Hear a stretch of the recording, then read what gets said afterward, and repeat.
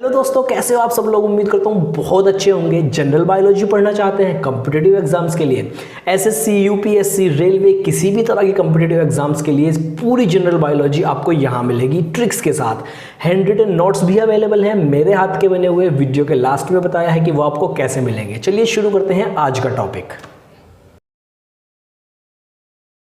Hello दोस्तों, कैसे हो आप सब लोग। उम्मीद करता हूँ बहुत अच्छे होंगे। आज का हमारा टॉपिक है सेल। देखिए, जितने भी कॉम्पिटिटिव एग्जाम्स हैं उन सब के लिए मैं बायोलॉजी पढ़ा रहा हूँ। बहुत इजी तरीके से पढ़ाऊंगा। जो बायो बैकग्राउंड से नहीं है उनको भी सब चीज़ें आसानी से समझ में आ जाएंगी। तो वीडियो को आखिर तक ज़रूर देखना। पसंद आ जाए तो लाइक भी कर देना। चलिए शुरू करते हैं। What is cell. सेल क्या है। सेल एक basic structural and functional unit है लाइफ की। इससे क्या समझते हैं आप, मैं आपको समझाता हूँ। आपके घर में दीवारें हैं। दीवारें किससे मिलकर बनी है? ईंटों से। ईंट, ठीक है, वो ईंटें आपस में जुड़ी हुई हैं, उससे दीवारें बनी हैं और दीवारों से बनकर पूरा घर बनता है, दीवारों से मिलकर। इसी तरह जो सेल है वो एक बहुत छोटी छोटी सी यूनिट होती है जो माइक्रोस्कोप से नज़र आती हैं। हमें नेक्ड आइज से नहीं देख सकते, माइक्रोस्कोप में नज़र आती हैं। वो बहुत सारे आपस में जुड़े हुए हैं, मिलियंस ऑफ सेल, और बनाते हैं पूरे एक ऑर्गेनिज्म को, पूरे एक एनिमल को। तो एक सेल क्या है? बेसिक स्ट्रक्चरल यूनिट, मतलब कि जिससे कोई चीज़ मिलकर बनती है, स्ट्रक्चर बनता है। जैसे ईंटों से दीवारें बनती हैं और घर बनता है, इसी तरह सेल से मिलकर एक ऑर्गेनिज्म बनता है। तो ये स्ट्रक्चरल यूनिट भी है और फंक्शनल यूनिट भी है। फंक्शनल यूनिट का मतलब है, देखिए, हम चलते हैं, दौड़ते हैं, खाते हैं, पीते हैं, सोते हैं, सांस लेते हैं। ये सभी फंक्शंस जितने भी होते हैं ये एनर्जी की रिक्वायरमेंट से होते हैं। एनर्जी की ज़रूरत होती है और वो एनर्जी कहाँ प्रोड्यूस होती है? सेल के अंदर प्रोड्यूस होती है। तो ये फंक्शनल यूनिट भी है लाइफ की। उसके बाद बात करते हैं डिस्कवरी। बहुत इंपॉर्टेंट चीज़ें यहाँ लिखी हुई हैं। स्टैटिक जीके की तरह बायोलॉजी से simple point two point questions आते हैं। आपको सभी चीज़ बताऊंगा, ठीक है। डिस्कवर किसने किया था सेल को? सबसे पहला सेल जो था वो डिस्कवर किया था एक साइंटिस्ट रॉबर्ट हुक ने 1665 में। और ये जो सेल था ये एक डेड सेल था। ये बहुत इंपॉर्टेंट बात है। और ये इन्होंने कहाँ से लिया था? कॉर्क होती है, कॉर्क कैम्बियम। जो बियर की बोतल पहले आती थी उसमें प्लास्टिक के ढक्कन की जगह लकड़ी की कैप लगी होती थी, उसको बोलते हैं कॉर्क। तो वहाँ से इन्होंने ये सेल लिया था। उसके बाद में लिविंग सेल जो था ये एक डेड सेल था। लिविंग सेल किसने डिस्कवर किया? वो डिस्कवर किया था एक दूसरा साइंटिस्ट जिसका नाम था एंटोनी वैन ल्यूवेनहॉक। 1674 में इन्होंने एक लिविंग सेल को डिस्कवर किया था। और जो टर्म था सेल वो भी किसने दिया था? रॉबर्ट हुक ने। उसके बाद में जो लिविंग सेल की डिस्कवरी के बाद सेल के अंदर जो एक कंपोनेंट पाया जाता है, ऑर्गेनेल, जिसे हम कहते हैं न्यूक्लियस, वो भी डिस्कवर किया था एक दूसरे साइंटिस्ट जिनका नाम था रॉबर्ट ब्राउन 1831 में। उसके बाद दो साइंटिस्ट और हैं जिनका नाम सेल से रिलेटेड बहुत ज़्यादा पूछा जाता है, स्क्लेडेन और स्वैन। इन्होंने क्या किया था? इन्होंने एक बहुत इंपॉर्टेंट बात बताई थी जिसको नाम दिया जाता है थ्योरी ऑफ सेल या फिर सेल थ्योरी। सेल थ्योरी के बारे में इन्होंने बताया था। सेल थ्योरी क्या थी? बेसिकली सेल थ्योरी से एक लाइन में आपको बताता हूं कि जितने भी ऑर्गेनिज्म हैं, ऑल ऑर्गेनिज्म, मैं शॉर्ट फॉर्म में लिख रहा हूं, are made up of cell. मतलब कि जितने भी ऑर्गेनिज्म हैं, एनिमल हैं, ह्यूमंस हैं, प्लांट्स हैं, सभी किससे मिलकर बने होते हैं? सेल से मिलकर बने होते हैं या फिर सेल के कंपोनेंट से मिलकर बने होते हैं। ये थी सेल थ्योरी। बेसिकली यहाँ जो ये लाइन लिखी हुई है ये सेल थ्योरी ही है। यानी कि सेल बेसिक स्ट्रक्चरल यूनिट और फंक्शनल यूनिट भी है। सभी ऑर्गेनिज्म सेल से मिलकर बने होते हैं या फिर सेल के कंपोनेंट से मिलकर बने होते हैं। और जो नए सेल बनते हैं वो भी पुराने सेल से ही बनते हैं। ये थी सेल थ्योरी जो किसने दी थी? स्क्लेडेन और स्वैन ने दी थी। उसके बाद देखते हैं बहुत इंपॉर्टेंट चीज़ जैसे कि साइज और शेप। जो सेल है उसका क्या साइज होगा, उसकी क्या शेप होगी। तो अलग अलग जगह पे अलग अलग कंडीशंस में इसकी साइज और शेप जो है वो चेंज होती रहेगी। कोई डेफिनेट, कोई परमानेंट शेप या साइज नहीं है। सेल की जो शेप है वो वृत्ताकार, अंडाकार, गोलाकार भी हो सकती है, सर्कुलर, राउंड, ओवल हो सकती है। साइज जो है वो बहुत छोटा हो सकता है, बहुत बड़ा हो सकता है, जैसे कि अभी आपको बताता हूँ। अगर आप पेन या कॉपी लेकर बैठे हैं तो आपके लिए चलिए एक थोड़ा सा छोटा सा टास्क है। इस वीडियो को पॉज करिए और ये जहाँ पर जितनी भी चीज़ें लिखी हैं इनके आंसर अगर आपको मालूम है या कोई आइडिया है तो अपने कॉपी में इनको आंसर लिखिए। फिर मैं बताऊँगा आपको, देखते हैं कितने सही होंगे या कितने गलत। पॉज करके लिखिए। चलिए अब मैं बताता हूँ। जो लार्जेस्ट सेल है वो होता है ऑस्ट्रिच का, ऑस्ट्रिच एग। जो ऑस्ट्रिच का अंडा है वो सबसे बड़ा सेल माना जाता है, उसके अंदर न्यूक्लियस भी है, साइटोप्लाज्म भी है, सारी चीज़ें। स्मॉलेस्ट सेल जो है वो होते हैं PPLO। बेसिकली ये एक ग्रुप है माइक्रो ऑर्गेनिज्म का जिन्हें हम कहते हैं ल्यूरोनमूनिया लाइक ऑर्गेनिज्म। पी से ल्यूरो मतलब ये साइलेंट होता है, PL से शुरू होता है, ल्यूरोनमूनिया लाइक ऑर्गेनिज्म। अगर हम स्पेसिफिक ऑर्गेनिज्म की बात करें, इसके अंदर जो सबसे छोटा सेल है वो होता है माइकोप्लाज्मा। माइकोप्लाज्मा होता है। इससे एक चीज़ और पूछी जाती है कि माइकोप्लाज्मा से कौन सी बीमारी होती है। ये बीमारी कोज करता है कौन सी? निमोनिया। ये भी याद रखना, निमोनिया कोज करता है। उसके बाद अगर हम ह्यूमंस की बात करें, largest cell in human, largest cell अगर हम ह्यूमंस की बात करेंगे तो हम दो चीज़ें देखेंगे, लंबाई में सबसे लंबा है या वॉल्यूम के बेसिस पर सबसे बड़ा है। तो लार्जेस्ट सेल इन ह्यूमन अगर हम लेंथ में बात करें तो वो है एक नर्व सेल, नर्व सेल, या फिर जिसको हम कहते हैं क्या? न्यूरॉन। जो ये ऐसे सेल होते हैं जो हमारी बॉडी में मैसेज कैरी करते हैं। फॉर एग्जांपल अगर हमें कोई पिन चुभोएगा, चांटा मारेगा, वो हमें कैसे पता चलेगा? ब्रेन तक मैसेज जाएगा, ब्रेन से वापस मैसेज आएगा जहां हमें पिन चुभी है, वो सारा काम करते हैं नर्व सेल। तो ये जो नर्व सेल है इनकी लंबाई लगभग 1 मीटर तक हो सकती है। आप समझ सकते हैं कितने लंबे हो सकते हैं ये। उसके बाद हम बात करें स्मॉलेस्ट ह्यूमन सेल की, तो स्मॉलेस्ट ह्यूमन सेल है स्पर्म सेल, स्पर्म सेल। या फिर हम लार्जेस्ट ह्यूमन सेल की बात करें in terms of volume, volume के बेसिस पर सबसे बड़ा ह्यूमन सेल कौन सा है? वो है ओवम, या फिर जिसे हम एग भी बोलते हैं, जो फीमेल्स में ही पाए जाते हैं सिर्फ। और स्पर्म कहाँ पाए जाएंगे? मेल्स में। ये मेल सेल हैं और ये फीमेल्स के अंदर पाए जाते हैं ओवम। ठीक है, ये चीज़ हो गई। देखिए कुछ वीडियोस में मैंने देखा था कि स्मॉलेस्ट सेल में उन्होंने प्लेटलेट्स के बारे में बता रखा था कि प्लेटलेट्स जो होते हैं वो सबसे छोटे सेल होते हैं। ऐसा नहीं है, प्लेटलेट्स तो सेल ही नहीं होते हैं, वो कंपोनेंट है सेल का जो ब्लड में पाया जाता है। तो ये चीज़ हो गई। अभी हम आगे चलते हैं। अभी अच्छा, आपके कितने आंसर सही निकले हैं इसमें से कमेंट करके ज़रूर बताना। आगे चलते हैं, हम सेल के कंपोनेंट्स के बारे में पढ़ेंगे और सेल ऑर्गेनेल्स के बारे में। सबसे पहले देखते हैं सेल मेम्ब्रेन और सेल वॉल के बारे में। तो चलिए अभी देखते हैं सेल मेम्ब्रेन और सेल वॉल के बारे में। बहुत इंपॉर्टेंट चीज़ है, सीधा पॉइंट टू पॉइंट जहाँ से क्वेश्चन आएगा वही चीज़ें बता रखी हैं।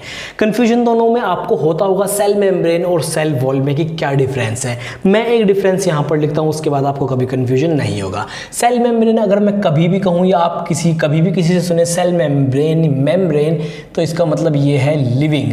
और अगर कोई आपके सामने कहे सेल वॉल, जो घर की दीवार होती है वो डेड होती है, तो ये कैसी है? डेड होती है। हालांकि इसका कुछ पोर्शन जो होता है वो लिविंग होता है। जो प्राइमरी सेल वॉल होती है वो डीप पाते हैं, वहां तक नहीं जाना है। तो सेल मेम्ब्रेन लिविंग है और सेल वॉल डेड है। अब आपका कंफ्यूजन दूर हो गया कि कौन सी सेल मेम्ब्रेन है, कौन सी सेल वॉल है। अब चलिए इंपॉर्टेंट चीजें देख लेते हैं। जो सेल मेम्ब्रेन होती है उसकी एक प्रॉपर्टी है कि वो कैसी होती है? सेमी परमिएबल होती है। इसका मतलब क्या है? फॉर एग्जाम्पल यहाँ पर एक बैरियर है और ये एक ऐसा बैरियर है कि अगर किसी मॉलिक्यूल को चाहे तो अपने से क्रॉस ना होने दे और चाहे तो किसी भी मॉलिक्यूल को अपने से आर पार इधर से उधर जाने दे।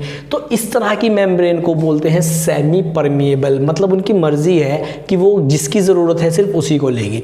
उसमें कुछ और चीज़ें प्रेजेंट होती हैं, जैसे कि इसमें प्रेजेंट होगा कोलेस्ट्रॉल और इसमें होती है प्रोटीन्स। जो ये कोलेस्ट्रॉल है, इसमें इस कोलेस्ट्रॉल की वजह से क्या आती है? फ्लेक्सिबिलिटी।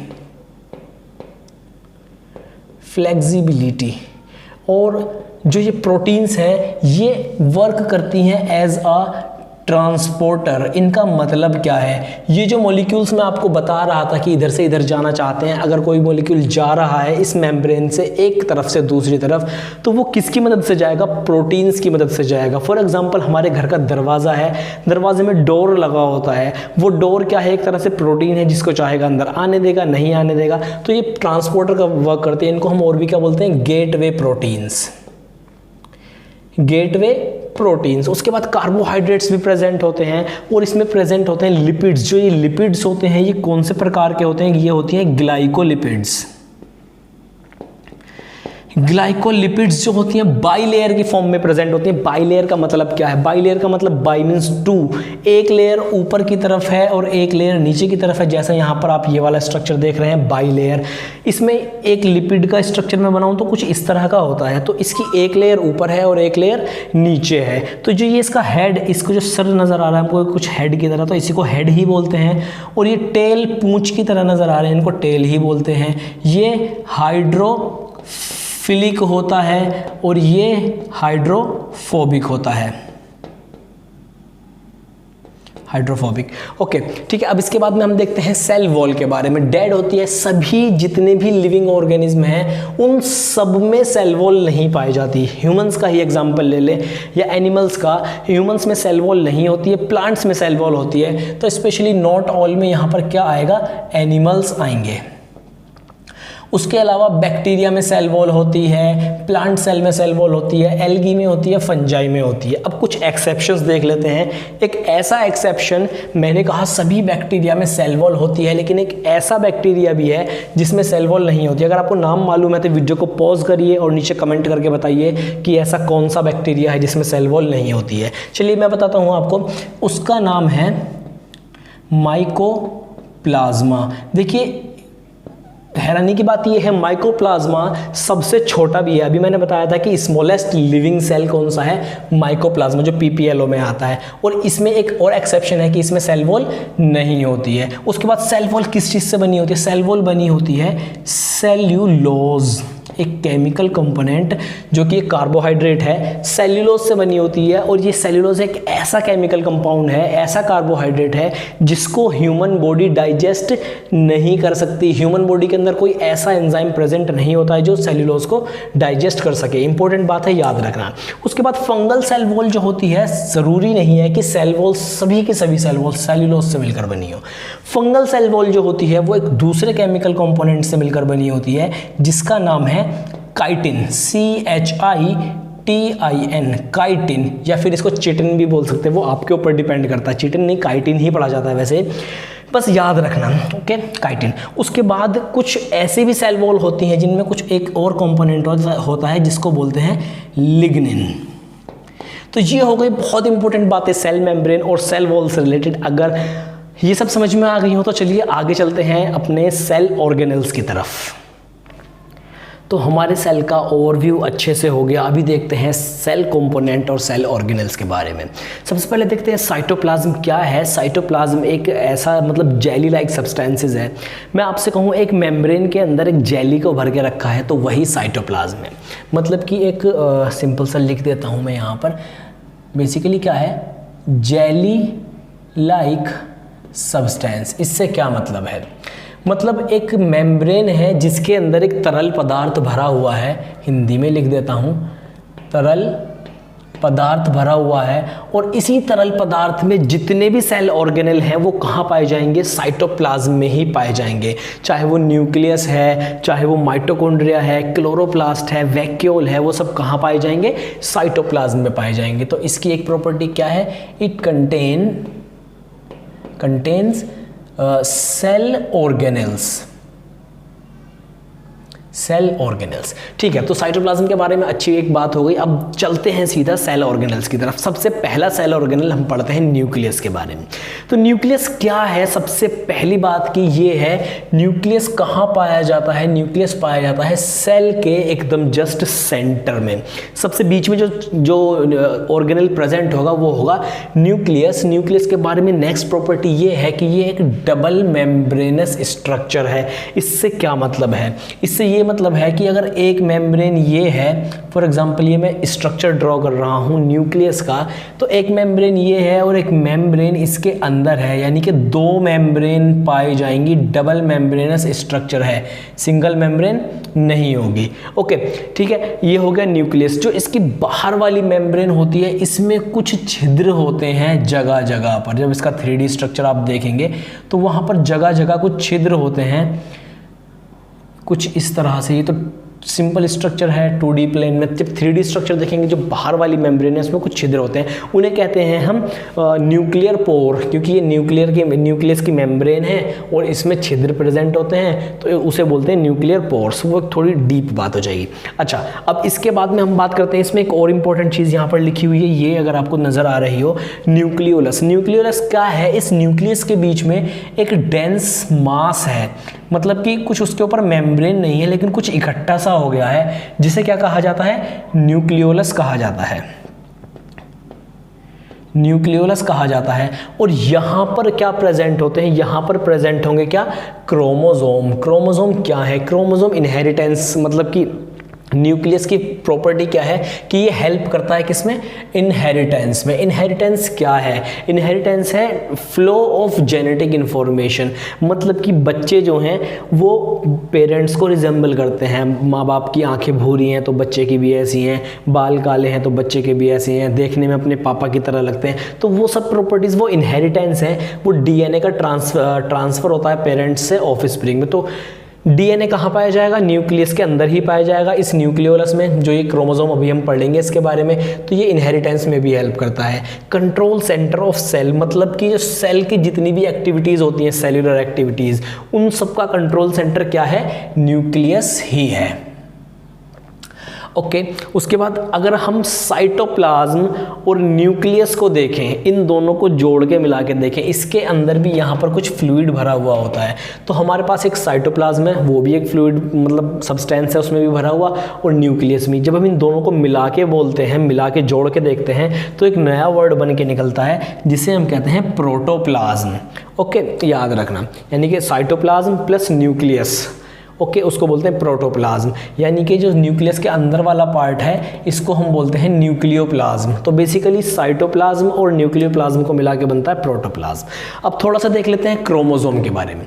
क्रोमोसोम क्या है? बेसिकली मैं कहूँ क्रोमोसोम या फिर डीएनए या फिर जेनेटिक मटेरियल, तो बात एक ही है। यानी कि क्रोमोसोम क्या है? ये डीएनए ही होता है। जो डीएनए होता है वो सेल के अंदर किस फॉर्म में पाया जाता है? क्रोमोसोम के फॉर्म में पाया जाता है, जिसे हम कहते हैं जेनेटिक मटेरियल। मतलब कि बच्चे पेरेंट्स से रिजेंबल करेंगे, वो किसके ऊपर डिपेंड करता है? डीएनए के ऊपर या फिर जेनेटिक मटेरियल के ऊपर। उस प्रॉपर्टी को बोलते हैं इनहेरिटेंस। जो क्रोमोसोम होते हैं वो दो चीज़ से मिलकर बने होते हैं, डीएनए से और प्रोटीन से। ये जो प्रोटीन होती है इसके चारों तरफ डीएनए लिपटा हुआ होता है, इस तरह से मिलकर बने होते हैं। ठीक है, इंपॉर्टेंट बात याद रखनी है, कुछ ज़्यादा डीप में हमें नहीं जाना है। Functional is called functional segment जो होता है, जो क्रोमोसोम का फंक्शनल सेगमेंट है, एक बहुत छोटा सा पार्ट क्रोमोसोम का, क्रोमोसोम बहुत बड़ा है, उसका एक बहुत छोटा सा पार्ट, उसको बोलेंगे हम क्या? जीन। हर एक चीज़ के लिए जीन रिस्पॉन्सिबल होते हैं। ये स्ट्रक्चर है यहाँ पर क्रोमोसोम का, जिसमें एक सेंटर है जिसे हम बोलते हैं सेंट्रोमियर है। ये इसकी आर्म है, जो इसके सिस्टर क्रोमेटिड होते हैं, ये क्या होते हैं? क्रोमेटिड। ओके, तो इसके बारे में भी हमें ज़्यादा डीप में नहीं जाना है। ये कुछ इस तरह का स्ट्रक्चर होता है इसका, न्यूक्लियस का इस तरह का स्ट्रक्चर है। अगर मैं एक सेल बनाऊं तो सेल ये हो गया, इसके बीच में न्यूक्लियस हो गया। ओके, तो ये चीज़ें थी। अभी हम चलते हैं अपने नेक्स्ट सेल ऑर्गेनल की तरफ। तो क्रोमोसोम के बाद में अभी जो नेक्स्ट ऑर्गेनल है वो है वैक्यूल। चीज़ें थोड़ी कॉम्प्लिकेटेड लग रही होंगी, चलिए इनको आसान करते हैं। सबसे पहले देखते हैं वैक्यूल। ये एक सिंगल मेम्ब्रेन बाउंडेड स्ट्रक्चर है। न्यूक्लियस में दो मेम्ब्रेन थी, लेकिन वैक्यूल के पास सिर्फ और सिर्फ एक सिंगल मेम्ब्रेन है। इसके पास भी लिक्विड यानी कि तरल पदार्थ इसमें भरा हो सकता है। और जो प्लांट सेल है उसके पास लार्ज वैक्यूल प्रेजेंट होता है, लार्ज या फिर सेंट्रली लोकेटेड, लार्ज और सेंट्रली लोकेटेड जो प्लांट सेल है इसके अंदर। इसके बाद एक और बहुत मतलब इम्पोर्टेंट चीज़ है कि जो प्लांट सेल के अंदर जो वैक्यूल पाया जाता है वो कभी कभी 50% से लेकर 90% तक जो सेल का एरिया है, सरफेस या वॉल्यूम है, वो उसको घेर लेता है। इतना बड़ा हो जाता है ये वैक्यूल, किसमें? प्लांट सेल में। एनिमल सेल में कई बार या तो बहुत छोटा होगा स्मॉल होगा या कई बार होगा ही नहीं। ओके, इसके बाद इसका एक और मेन फंक्शन है कि it acts as storage sac. Sac का मतलब होता है बैग, मतलब कि एक ऐसे बैग जो स्टोर कर सकता है चीज़ों को, उसकी तरह भी एक्ट करता है। किस चीज़ का स्टोर करेगा? अमीनो एसिड का करेगा या फिर शुगर्स का करेगा, कार्बोहाइड्रेट्स का। अमीबा के अंदर एग्जाम्पल अगर हम देखें, अमीबा के अंदर एक जो है वैक्यूल पाया जाता है जिसे हम कहते हैं फूड वैक्यूल। ओके, उसके बाद बात आती है एंडोप्लाज्मिक रेटिकुलम। एंडोप्लाज्मिक रेटिकुलम क्या है? नेम आपको थोड़ा कॉम्प्लिकेटेड लग रहा होगा लेकिन बहुत आसान है। ये भी एक ऑर्गेनल है और सभी ऑर्गेनल्स की तरह। इसका स्ट्रक्चर भी आपको स्क्रीन पर नज़र आ रहा होगा, और जो ये एंडोप्लाज्मिक रेटिकुलम है, जो आपको मेम्ब्रेन सी नज़र आ रही होंगी स्क्रीन पर पिक्चर में, तो ये लार्ज नेटवर्क है किसका? मेम्ब्रेन का, जो कि बाउंड है एक दूसरे से, ट्यूब की तरह बाउंड है एक दूसरे से। दो तरह के एंडोप्लाज्मिक रेटिकुलम होते हैं, एक को हम बोलते हैं रफ एंडोप्लाज्मिक रेटिकुलम, RER मतलब रफ एंडोप्लाज्मिक रेटिकुलम। दूसरा है स्मूथ एंडोप्लाज्मिक रेटिकुलम, SER। कई बार सिर्फ और सिर्फ डायरेक्ट RER और SER ही लिखा हुआ आ जाता है शॉर्ट फॉर्म में इनका नाम, इसीलिए मैंने यहाँ पर लिखा है। जो रफ एंडोप्लाज्मिक रेटिकुलम है, हम उसे रफ क्यों कह रहे हैं? क्योंकि उसके जो सरफेस है, जो इसका मेम्ब्रेन के बाउंड ट्यूब्स है, उसका सरफेस है, उसके ऊपर प्रेजेंट होते हैं एक दूसरे ऑर्गेनल जिन्हें हम कहते हैं क्या? राइबोसोम। बहुत छोटे छोटे दानेदार स्ट्रक्चर होते हैं राइबोसोम्स। इसीलिए अगर मैं कहूँ आपके पास, अगर आपके कपड़े के ऊपर कोई छोटे छोटे दाने लगा दे, जैसे कि फॉर एग्जांपल मेज़, मक्के के दाने या कुछ भी इस तरह के ग्रेन्स लगा दे, तो वो रफ़ हो जाएगा स्ट्रक्चर। तो राइबोसोम इसके सरफेस पर प्रेजेंट होते हैं, तो वो रफ़ नज़र आता है, खुदरा नज़र आता है, इसलिए इसको बोलते हैं रफ एंडोप्लाज्मिक रेटिकुलम। दूसरा, जहाँ पर ये राइबोसोम प्रेजेंट नहीं होंगे वहाँ स्मूथ नज़र आएगा, तो स्मूथ एंडोप्लाज्मिक रेटिकुलम।